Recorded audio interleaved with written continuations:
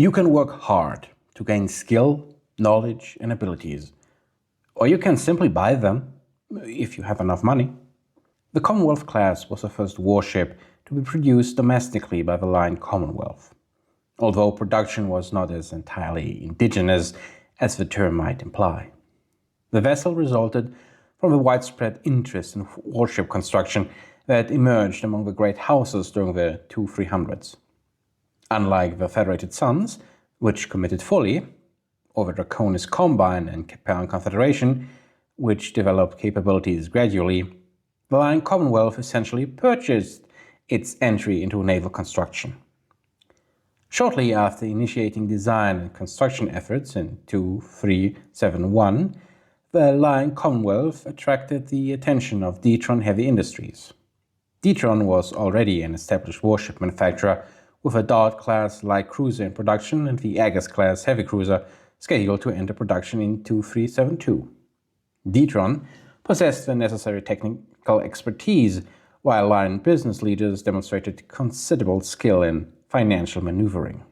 To circumvent Terran hegemony restrictions on the sale of special technologies, a joint venture was created using Lyran money and Tron's tech, Ioto Galactic Enterprises. 3 years later, the first Commonwealth-class light cruisers emerged from the Port Sydney Naval Shipyards. More compact in design than the Dart-class, but slightly heavier, the Commonwealth incorporated several technologies more advanced than those of other non-Terran states. The most notable were its larger engines and more sophisticated armor. Like the Dart, it also featured 6 dropship docking collars. The Commonwealth was a long-lived class with a solid design, although most vessels had been destroyed or otherwise removed from service by the end of the Reunification War or shortly thereafter.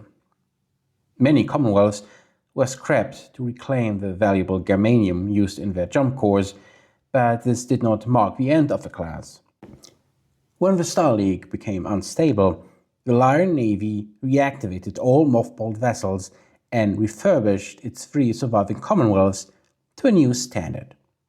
With this complete, they commenced building as many Farkets, Makos, and Commonwealths as possible to create a balanced fleet before the inevitable conflict. The first 3 of the new Block 3 Commonwealths were refurbished Block 1 vessels that entered service in 2765. Production of newly constructed Block 2s began that same year. These new vessels differed most significantly from the original Block 1 in the armament, though the Block 2 also converted 18 of the small craft base found in the Block 1 to accommodate aerospace fighters. During the early succession wars, Commonwealths were most commonly deployed as escorts for the formidable Farket-class battlecruisers.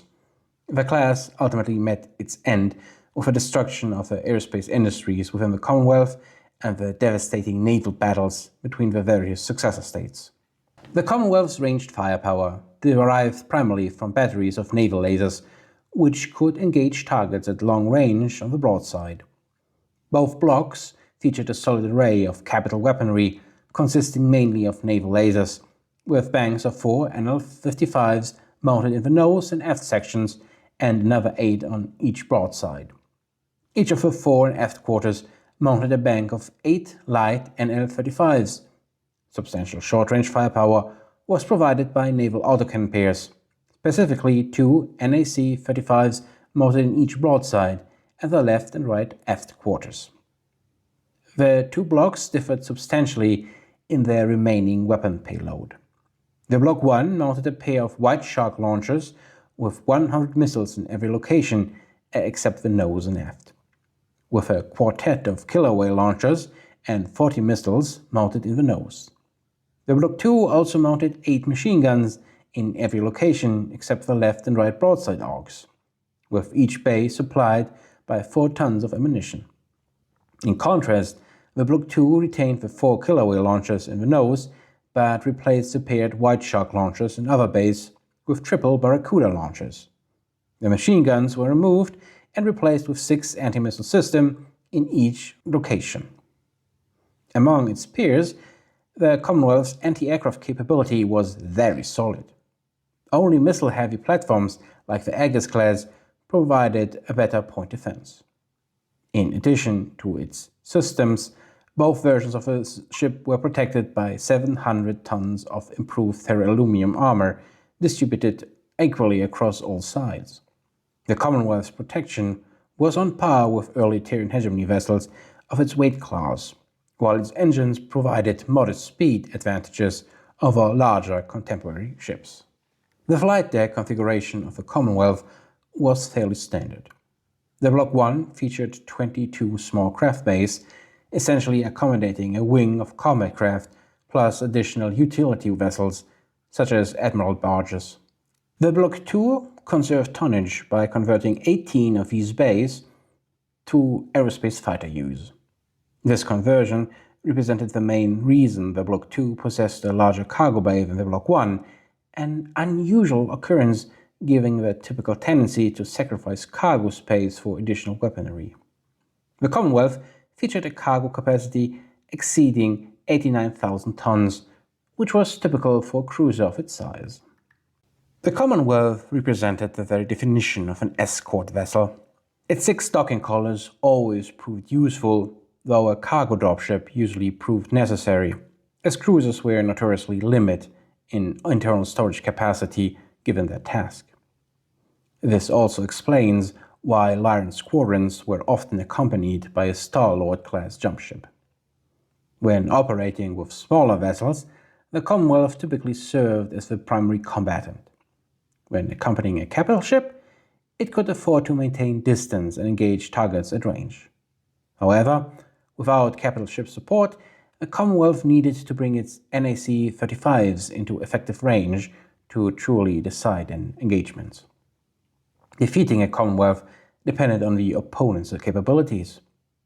The most comparable Star League Defense Force vessel was the later Sovietsky Soyuz class. While the Commonwealth appeared superior on paper, the Sovietsky Soyuz typically prevailed in long-range engagements thanks to its Hellcat II aerospace fighters. Like all SLDF ships, it would attempt to maintain engagement distance as long as possible. Against a Dart-class cruiser, the battle would be evenly balanced. The Terran Hegemony could also deploy a Line 1 or Aegis-class vessel if necessary. For the other great houses, engagements were more interesting. The Narukami and Deviant II class vessels were both capable enough to present a credible challenge. Both nations had the option of bringing carrier assets into battle, though the Lyrans could potentially counter with their numerous docking collars. The Free Worlds League maintained a substantial number of heavy ships, having chosen to scrap its light vessels when necessary. Their typical solution would be to deploy an Atreus-class battleship. League destroyers would struggle against the Commonwealth, requiring at least 3 vessels to employ swarming tactics effectively, and this assessment did not account for the Lyran vessels' attached dropships. Deployment of League vessels without Soya, Atreus, or Aegis support was not recommended. The Commonwealth-class helped define the light cruiser category. When compared to other vessels, this became apparent. The large number of docking collars was the most obvious distinguishing feature. The class also demonstrated greater flexibility than typical destroyers or frigates. For example, while the Commonwealth matched the fighting power of the Deviant II, it possessed a much superior anti-aircraft suit. It felt more substantial than the Lola III, yet clearly weaker than SLDF heavy cruisers. The NAC-35s seemed almost an afterthought, and the Commonwealth lacked the broadside firepower to engage an Aegis or Avatar directly. In combat terms, the Commonwealth occupied a position between the Agamemnon and the Dart. This made it the most powerful house vessel until the introduction of the Atreus, Soyal, and Tharkit classes. Within its generation, it needed to respect the capabilities of the Aegis, Black Lion, and Dreadnought classes, while Quixote-class frigates also presented a threat. The only periphery vessels it needed to fear were the Athena class and later the Stefan Amaris class. More expensive than an Arukami, but cheaper than an Atreus or Farkand, the Commonwealth represented what might be called an overweight, very reliant solution to a role that other states filled with destroyers. Their size and color capacity made Commonwealths too expensive for mass production, yet they remained too small for the battle line. They existed because Lyran wealth permitted this indulgence, relying on the Mechwarrior-class to provide the area coverage the SLDF achieved with its inexpensive destroyers. Commonwealths were capable ships, but they did not suit everyone.